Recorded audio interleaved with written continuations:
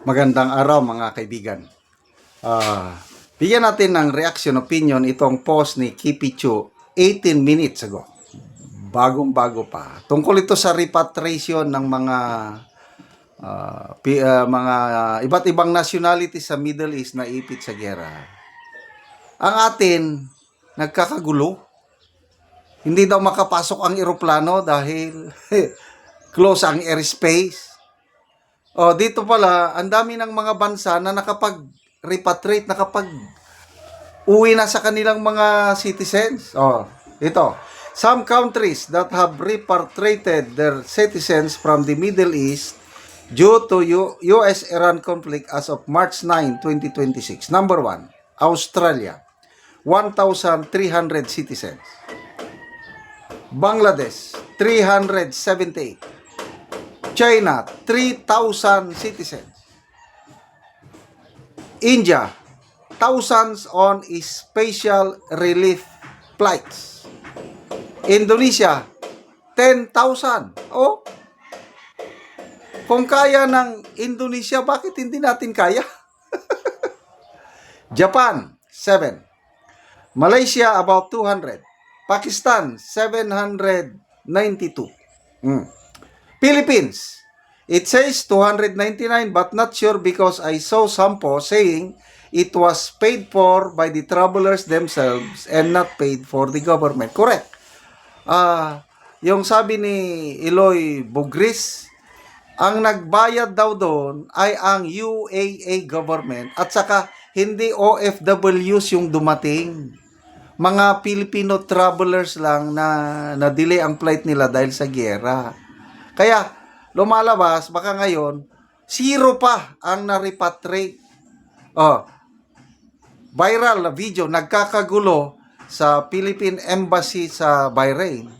Dahil yung mga Pilipino doon na lumapit para humingi ng tulong, makauwi, hinahanapan pa ng requirements. Tapos mayroong isang staff doon na sinabi niya na wala kaming magagawa. Walang pundo, yun ang sabi ng Manila. Kaya magsumbong na kayo kung magsumbong. Ngayon, sinibak yung empleyado ng migrant worker na yon, Department of Labor. Nagsabi lang siya na to, medyo may masungit yung dating, kaya lang nagsasabi siya ng totoo. Sabi ng Manila, walang pundo. Di walang pundo. Tapos sinibak. Yan. Thailand, 292. UK, United Kingdom, 4,000. US, 28,000. Yes po. Meron pong way para maiuwi ang mga citizens. Ang kasabihan nga natin, kung gusto, maraming dahilan. Kung gusto, maraming paraan. Kung ayaw, maraming dahilan. Ang ating administrasyon ngayon, ang daming dahilan. May nabasa akong post kanina. Sinupalpal ni Auntie Claire si BP Sara. Sabi, hindi namin mauwi ang mga OFWs dahil close ang airspace. Anong close? Ang close, ang ilang mga utak, puso. Kasi, anong close? Bakit itong mga ibang countries nakapagpadala ng eroplano doon para iuwi ang kanilang citizens? Bakit sa atin hindi? Humihingi pa ng pera. May nabasa kong post, 13 billion daw ang kailangan. O kailan I don't know. Meron na daw 6 billion na nakapaloob sa 2026 national budget. Kailangan pa maghanap sila ng 7 billion para maiuwi. Hindi naman lahat mag-uwi. Ay sabi nga ni Eloy Bugris, nagagalit na. Mas safety kami dito kaysa uwi kami ng Pilipinas. So, ayan nga, nakita ko yung video. Nagkakagulo sa Bahrain, lumapit doon para humingi ng tulong kung ano-ano pang sinasabi.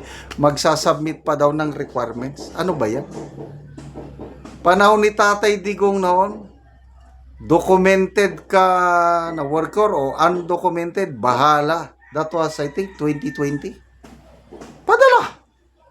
Aeroplano, C-130, kung ano pa man dyan. Lahat ng gustong uwi, makauwi. Oh, yun. Magnanakaw.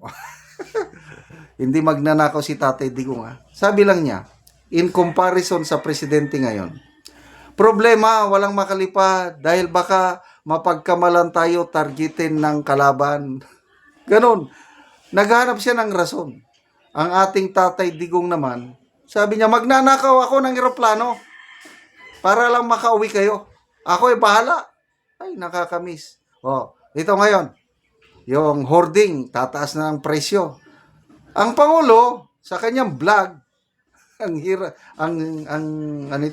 sipag niyang mag-vlog ngayon, nakikiusap ako sa mga negosyante na kung pwede, huwag niyong samantalahin ang sitwasyon. Ano Pangulo ka, nakikiusap? Si Tatay Digong noon, anong sabi niya? Ang mga magsasamantala, mga magtatas ng presyo, ipapasara ko. Ganon. Nakakamiss ang Tatay Digong. Yung mga oligarko, yung mga ayaw magbayad ng buwis, ano pa? Lucio Tan? Ayaw mong magbayad. Kasuhan nyo, iwan nyo. Nako, napilitan si Lucio Tan. Nagbayad bilyones ang kanyang tax. Ano pa yung mga water concessionaire? Inipit niya lahat. Wala silang magawa. Dahil meron tayong Tatay Digong na may malasakit, may strong will, kamay na bakal.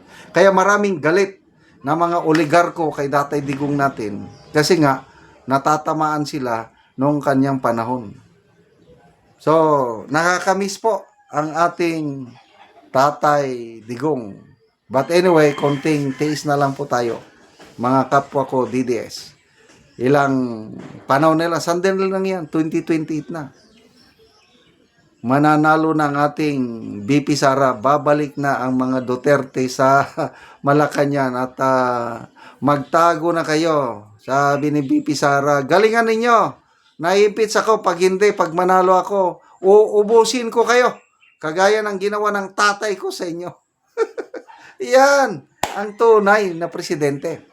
Salamat mga kaibigan sa inyong pagsubaybay sa ating channel.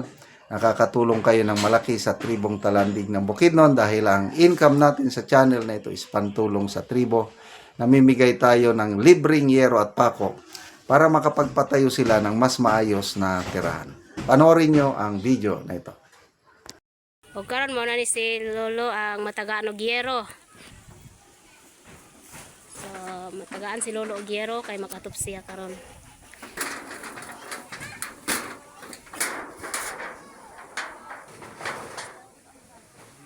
So muna ang atupan ni Lolo. Trapal lang. Mali ang kulihan sa yero nga nahatag sa iya ha.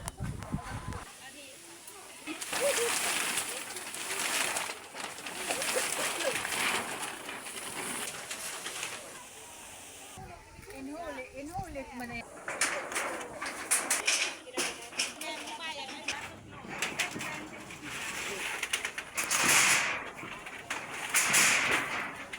Ano iisa yan dahil?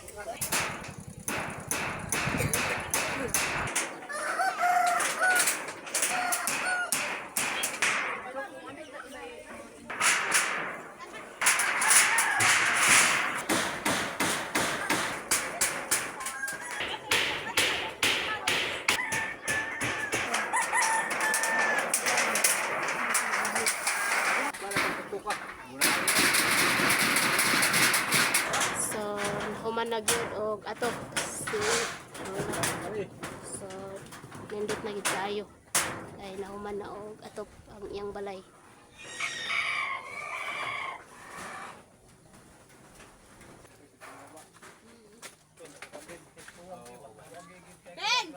Ang pagsalamat nako sa Ginoo kay ako sinyan giatop nako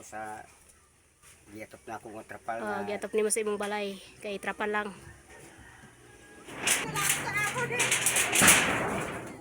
So pila na imong edad tay?